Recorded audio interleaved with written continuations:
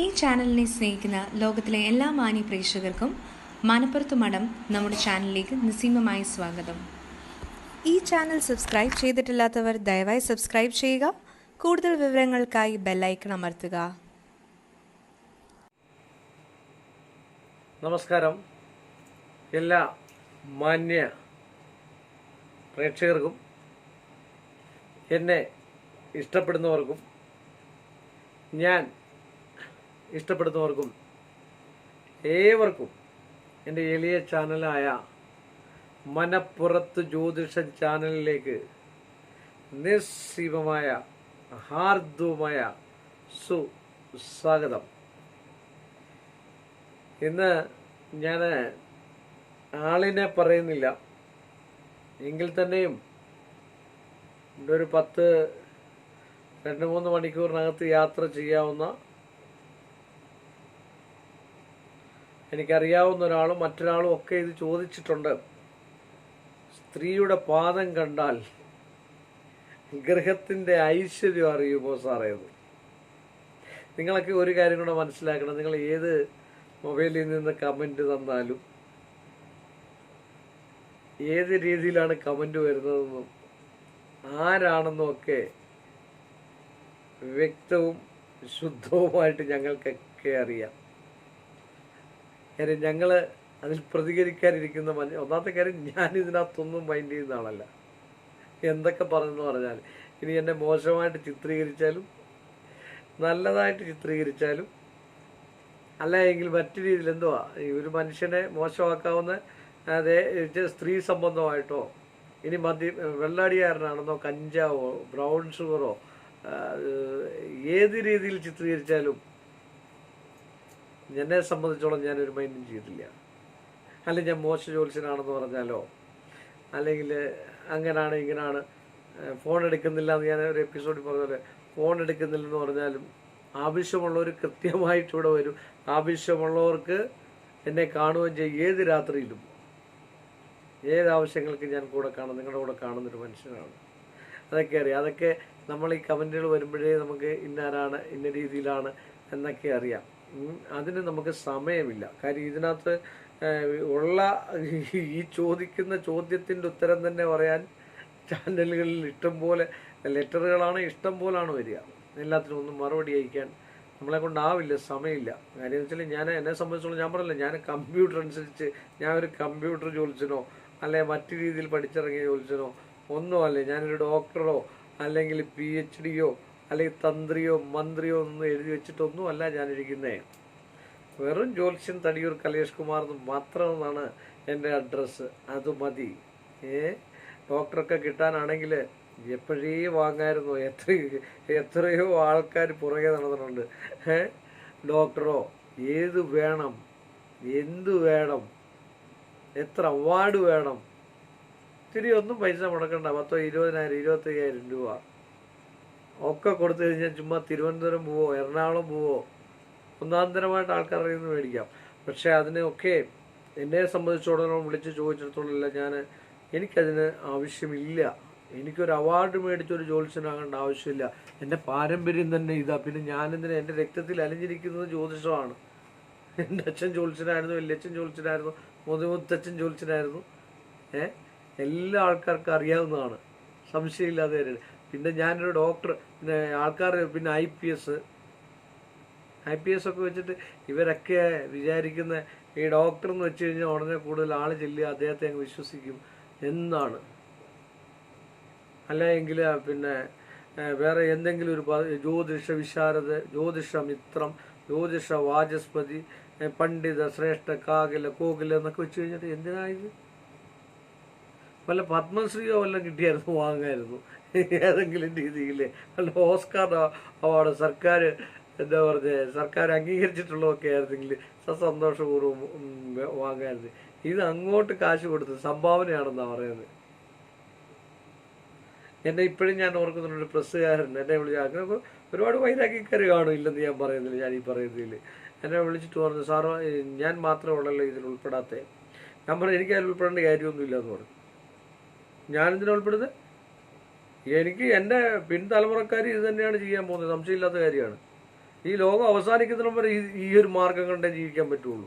അതിൽ കള്ളനാണയങ്ങളെ നിങ്ങൾ തിരിച്ചറിയണമെന്നേ ഉള്ളൂ. 10ഉം 50ഉം പേരെ ഒന്നിച്ചു വെക്കുക, 60,000 രൂപയുടെ 70,000 രൂപയുടെ പൂജ നടത്തുക, ഉമുക്കരി 5-8 നാളികേരും പിന്നെ ഒരു കരിക്കും. ഇതെല്ലാം തെളിവുകളുള്ള സംഭവങ്ങളാണ്. അത് ഞാൻ പറഞ്ഞില്ലേ, ഞാൻ തെളിവുകളുള്ള കാര്യങ്ങളെ പറയത്തുള്ളൂ. പിന്നെ കുറേ ആൾക്കാരുണ്ട് ഭയങ്കരമായിട്ട് 10 പേരെ നോക്കുകയുള്ളൂ, ഒരാൾക്ക് 5,000 രൂപ, 4,000 രൂപ, സ്പെഷ്യൽ പ്രജോറിറ്റി 10,000 രൂപ. എന്താ ഇപ്പോൾ ഒരു ജോലിസിനെ കാണണമെങ്കിൽ പിന്നെ കാശ് കൊടുക്കണം പ്രജോറിറ്റിക്ക് വേണ്ടി? ഒരു ജ്യോതിഷ എന്തെന്ന് പറഞ്ഞു കഴിഞ്ഞാൽ ദൈവജ്ഞാന സമാഹിതേന സമയവും ദൈവജ്ഞനടുക്കൽ ആഗതമായിരിക്കുന്ന സമയമൊക്കെ നോക്കി പറയുന്നതാണ് കൃത്യമായിട്ടുള്ളൊരു ജ്യോതിഷൻ. ഞാൻ എത്രയോ അടുത്ത് പിന്നെ എഴുതിക്കൊണ്ട് വരുന്ന ഗ്രഹനിലകളും പിന്നെ ജാതകങ്ങളും ഒക്കെ ഉണ്ട്, വലിയ പ്രശസ്തിയുള്ള ആൾക്കാർ. പക്ഷെ അതെന്താണ്, കമ്പ്യൂട്ടറിൽ അടിച്ചു കൊടുത്തിട്ട് ആ കമ്പ്യൂട്ടറിലെ സാധനം വേറൊരാളെ ഇരുത്തി എഴുതിപ്പിക്കുക. അപ്പം കൈകൊണ്ട് എഴുതിയ ജാതകമായില്ലേ? എത്രയോ നല്ല നല്ല ജ്യോത്സ്യന്മാർ കേരളത്തിൽ പാരമ്പര്യ ഗുണമുള്ള ജ്യോത്സ്യന്മാർ കിടക്കുന്നത്, നല്ല സുന്ദരമായിട്ട് പഠിച്ചിട്ടുള്ള ദേവപ്രശ്നവും മറ്റു കാര്യങ്ങളും ഒക്കെ പഠിച്ചിട്ടുള്ളത്. അതുകൊണ്ട് ഞങ്ങൾക്ക് എന്നെ സംബന്ധിച്ച് എനിക്കിതൊന്നും വേണ്ട, എനിക്ക് അതിനോട്ട് കിട്ടാനില്ല. ഞാൻ സാധാരണ എന്നെ വിലക്കെടുക്കാൻ ആരെയും ഞാൻ സമ്മതിക്കാറില്ല. എനിക്കൊരു വിലയുമില്ലായിരിക്കും, പൂജ്യമായിരിക്കും വില. ഇത് പഴയ കാലത്ത് ഒരുപാട് ആൾക്കാർ പ്രസംഗിച്ചിട്ടുള്ള സത്യനന്ദിക്കാടും അവരൊക്കെ പ്രസംഗിച്ചിട്ടുള്ള ഒരുപാട് പഴയതായിട്ട് പറയുന്നതാണ്. 9 എന്ന് പറയുന്ന സംഖ്യ 8നെ ഒന്ന് തല്ലി. അപ്പോൾ 8നെ ഒന്ന് തല്ലിയപ്പോൾ 8 പറഞ്ഞു, എന്തിനാ എന്നെ തല്ലിയെന്ന് ചോദിച്ചു കഴിഞ്ഞാൽ 9 പറഞ്ഞു, നിന്നേക്കാൾ കൂടിയവൻ ഞാനാണ്. 8 7നെ ഒന്ന് തല്ലി. അപ്പം 8 പറഞ്ഞു, നിന്നേക്കാൾ കൂടിയവൻ ഞാനാണെന്ന്. 7 6നെ തല്ലി. അപ്പോൾ 6നേക്കാൾ പിന്നെ കൂടുതലുള്ളത് 7ആണെന്ന് പറഞ്ഞു. 6 5നെ തല്ലി, 5 4നെ തല്ലി. അപ്പോൾ ഈ മുൻപിൽ ഇരിക്കുന്ന അങ്ങനെ വന്ന് 2 1നെ തല്ലി. 1 നോക്കിയപ്പോൾ 0 വിലയില്ലാത്ത എന്ന് പറഞ്ഞുള്ളൊരു സംഭവമാണ് ഞാൻ. പക്ഷെങ്കിൽ വേറൊരു കാര്യമുണ്ട്. അപ്പോൾ 1 വിചാരിച്ചു, എന്നാൽ പിന്നെ ഈ 0ത്തിൻ്റെ കൂടെ കൂടിയേക്കാന്ന് വിചാരിച്ചു. അപ്പം വില 10ആയില്ലേ? അപ്പോൾ ഈ 9നെ തല്ലാൻ പറ്റുമല്ലോ എന്ന് പറഞ്ഞ പോലെ. അല്ല, ഞാനൊരു കാര്യം അത് ഞാൻ പറഞ്ഞതേ ഉള്ളൂ. കാര്യം വെച്ചാൽ എനിക്ക് അതിൻ്റെതായിട്ടുള്ള ഡോക്ടറോ അല്ലെങ്കിൽ പിന്നെ PhDയോ IPSോ ഒന്നും വേണ്ട. ന്യൂറോളജി എന്നൊക്കെ പറഞ്ഞ് ഇത് ഞാൻ പല പ്രാവശ്യം സത്യം പറഞ്ഞു കഴിഞ്ഞാലുണ്ടല്ലോ, നമ്മൾ തന്നെ ഇരുന്ന് ഓട്ടോമാറ്റിക്കലി അറിയാവുന്ന ജ്യോത്സ്യന്മാരൊക്കെ കാണുമ്പോൾ പുച്ഛിച്ചു പോകും. എന്തിനിങ്ങനെ ഇരിക്കുന്നു ചോദിക്കും. ചുമ്മാ എന്നുള്ള കാര്യങ്ങൾ. ന്യൂമറോളജിയാണ്, IPS ആണ്, പിന്നെ IAS ആണ്. അങ്ങനെ വേറൊരാളെ എന്നെ വിളിച്ചിട്ട് ഒരാളെ കൊണ്ട് അവാർഡ് തരാമെന്ന് പറഞ്ഞ്, അയ്യോ ദൈവത്തെ ഓർത്ത് അങ്ങനെ കൊണ്ട് എനിക്ക് അവാർഡ്. കേരളത്തിലെ പ്രശസ്തനായിട്ടുള്ള ആളാണ്, സംശയമില്ല. ഉപദ്രവിക്കില്ലെന്ന് പറഞ്ഞു, വേണ്ടെന്ന് പറഞ്ഞു. 20,000 രൂപ 25,000 രൂപ സംഭാവനയായിട്ട് കൊടുത്താൽ മതി എന്ന് പറഞ്ഞു. ഞാൻ കാശ്. അപ്പം ഞാൻ ചോദിച്ചു, എന്തിനാ സംഭാവന? ഇതിനെ മന്ത്രിയും ഇവരെല്ലാം വരുന്നതിന് ചിലവില്ലേ? അതിനു വേണ്ടിയാണ്. അങ്ങനെയുള്ള അവാർഡൊന്നും വേണ്ട. അവാർഡ് എനിക്ക് വലിയ താല്പര്യമൊന്നുമില്ല. ഒരു അവാർഡ് പിന്നെ ഞങ്ങളുടെ സംഘടനയുടെയോ അല്ലെങ്കിൽ ഞങ്ങളുടെ ഇതായിട്ടുള്ള അവസ്ഥയിൽ കിട്ടുവാണെങ്കിൽ നിരസിക്കാൻ പറ്റത്തില്ല, വാങ്ങും, സംശയമില്ലാത്ത കാര്യമാണ്. അല്ലാതെ വെറും ഈ കള്ളനാണയങ്ങളുടെ സംഭവമേ വേണ്ട. സത്യം ഒരു അവരെ കൊണ്ടൊക്കെ ഒരു പൊന്നാടയോ അല്ലെങ്കിൽ ഒരു പതക്കമോ ഒരു സർട്ടിഫിക്കറ്റോ, ആകെ 10,000-2,000 രൂപ കൊടുക്കുന്ന ഒരു സർട്ടിഫിക്കറ്റ് ഒരു ബലവും കൂടാ. അത് മേടിച്ചു കഴിഞ്ഞാൽ തന്നെ ഭഗവാൻ പിന്നെ പരദേവതമാർ പോലും പൊറുക്കത്തില്ല, തല്ലിക്കൊല്ലും. പിന്നെ ജ്യോതിഷം കൊണ്ട് ഒരു ഗുണവും കാണത്തില്ല. എന്തിനതിന് വെറുതെ പോകുന്നു? അർഹിക്കുന്നവരുടെ നിന്ന് അല്ലെ അർഹിക്കുന്നവർക്ക് ദക്ഷിണ കൊടുക്കാവൂന്ന് പറയുന്ന പോലെ അർഹിക്കുന്നവൻ്റെ ഇന്ന് വിദ്യ പഠിക്കാവൂന്നാണ് പറയുന്നത്. ശരിയല്ലേ? അല്ലാത്ത ആളുടെ എന്തിനാ വിദ്യ പഠിക്കാൻ പോകുന്നത്? ഞങ്ങളുടെ കുടുംബക്കാരും മറ്റൊരിടത്ത് പോയി വിദ്യ പഠിക്കാറില്ല. ഒരു ജ്യോതിഷമോ അല്ലെ മറ്റു കാര്യങ്ങളോ മാന്ത്രികയോ അല്ലെങ്കിൽ പൂജയോ ഒന്നും പഠിക്കാറില്ല. അതിൻ്റെ ആവശ്യം വന്നിട്ടില്ല. അല്ല, ഞാൻ പറഞ്ഞുള്ളൂ, സ്ത്രീകളുടെ പാദം കണ്ടാൽ ഗൃഹത്തിൻ്റെ ഐശ്വര്യം ചോദിച്ച് എന്താണെന്ന് ചോദിച്ചാൽ പഴയ കാലത്തൊക്കെ പറയായിരുന്നു, ഒരു സ്ത്രീയെ കണ്ടു കഴിഞ്ഞാൽ ആ സ്ത്രീയുടെ പാദം കണ്ടു കഴിഞ്ഞാൽ 100-ൽ 101% നമുക്കറിയാം അവർ അടുക്കള ശുദ്ധമാണോ, വൃത്തിയാണോ, വൃത്തിയുള്ള സ്ത്രീയാണോ, ഐശ്വര്യമുള്ള സ്ത്രീയാണോ, നല്ല ഭക്ഷണമാണോ പാകം ചെയ്യുന്നത്, നല്ല നല്ല രീതിയിലാണോ അവിടെ സെർവ് ചെയ്യുന്നത്, അല്ലെങ്കിൽ നമ്മളെ ആതിഥ്യ മര്യാദയോടുകൂടി സ്വീകരിക്കുമോ എന്ന് കൃത്യമായിട്ടും നല്ല കുലത്തിൽ ജനിച്ചതാണോ എന്നുപോലും അറിയാവുന്നതാണ് ആചാര്യന്മാർ പറയുന്നത്. പാദം കണ്ടാൽ,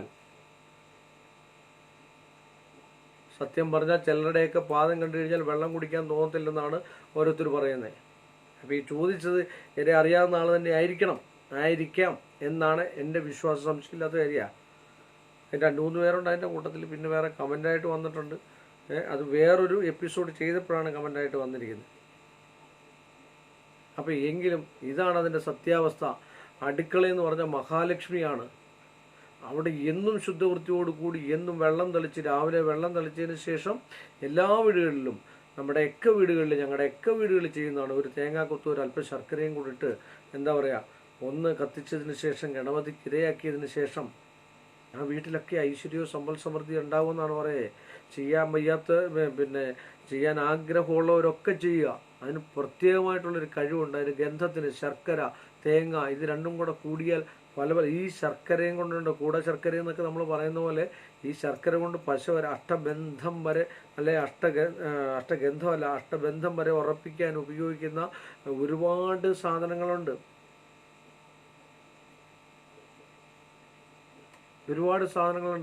അതിൻ്റെ ഒരു പ്രാവശ്യം ഞാൻ എപ്പിസോഡ് ചെയ്ത് പറഞ്ഞതാണ്.